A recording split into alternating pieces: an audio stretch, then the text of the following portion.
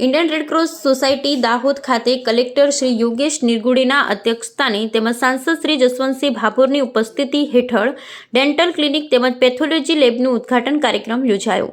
દાહોદ જિલ્લામાં sickle cell એનેમિયાને લઈ એકબીજાના સહયોગ થકી કામગીરી કરવાની જરૂર છે। કલેક્ટર શ્રી યોગેશ નિરગુડે દાહોદ જિલ્લાના દેશના નકશામાં અંકિત કરવા માટેના પ્રયત્ન કરવામાં આવી રહ્યા છે। સંસદ Shri Jaswantsinh Bhabhor Dahod Indian Red Cross society Dahod ખાતે કલેક્ટર શ્રી યોગેશ નિરગુડે તેમજ સાંસદ શ્રી જસવંતસિંહ ભાભોરના વરદ હસ્તે અદ્યતન સાધનોથી સજ્જ એવા શ્રી મહંત રામદાસ ડેન્ટલ ક્લિનિક તેમજ ડોક્ટર BS અગ્રવાલ પેથોલોજી લેબનું ઉદ્ઘાટન કરવામાં આવ્યું હતું, જેનું પંડિત દીનદયાળ ઓડિટોરિયમ હોલ ગોવિંદનગર ખાતે જીવંત પ્રસારણ કરવામાં આવ્યું।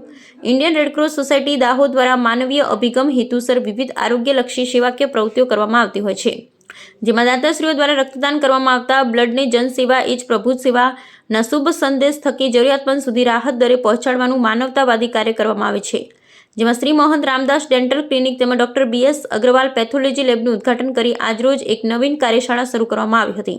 આ પ્રસંગે જિલ્લા કલેક્ટર શ્રી યોગેશ નિરગુડેના અધ્યક્ષસ્થાને પંડિત દીનદયાળ ઓડિટોરિયમ હોલ ગોવિંદનગર ખાતે ઉદ્ઘાટન કાર્યક્રમ યોજવામાં આવ્યો। દીપ પ્રાગટ્ય કરી અને કાર્યક્રમને ખુલ્લો મૂકવામાં આવ્યો।